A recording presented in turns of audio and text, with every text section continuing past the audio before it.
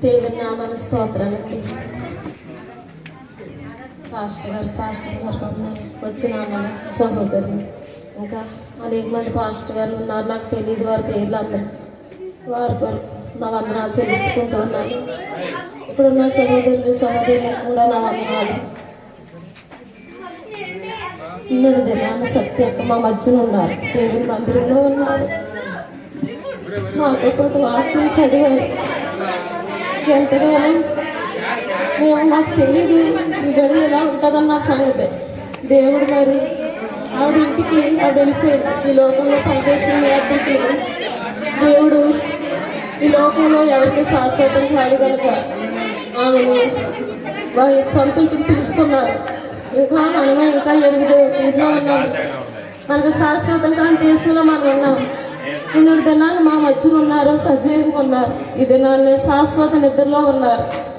ఈ యొక్క మాకు డిసెంబర్ నెల నుంచి 4 నెలల నుంచి తెలుసు ఎంతగా పరిసరి అంటే మాకంటే ఎక్కువగా ఆవిడ దేవుళ్ళు చాలా ఎక్కువగా ఉండేది, బాగుండేది. ప్రార్థనలో, వాక్యంలో, సువార్తలో, అన్ని విషయాల్లో ఆవిడ ఎంతగా ప్రయాసపడేదంటే ఎండనక కొండనక మాకంటే ముందు వచ్చేసింది. మేము దగ్గరున్నా కానీ ఇంత ఇలాగా చేస్తున్నారు. ఇప్పుడు హెబ్రోన్లో చాలా బాగా సమర్పణ కలిగి ఉన్నారు. నేను చాలా సంతోషించేవారు.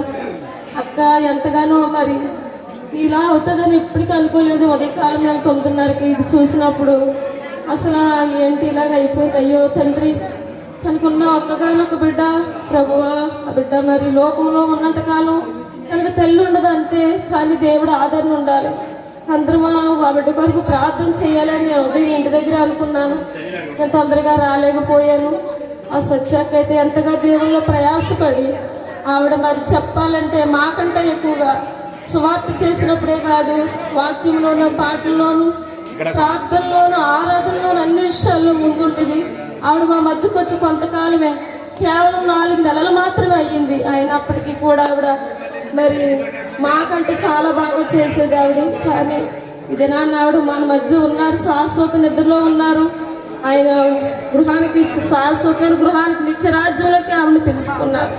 ఈ లోకంలో ఒక మరణదినం కంటే జన్మదినం, ఒక జన్మదినం కంటే మరణదినం మేలని దేవుడు సెలవించిన రీతిగా మనకంటే ముందుగా కాలం చేసిన వారి తండ్రులేని వాక్యం సెలవిస్తుంది కనుక ఆ రీతిగా ఆవిడ శాశ్వత నిద్రలో ఉన్నారు. ఏదో ఒక రోజు మనము కూడా వెళతాము వెనక ముందు.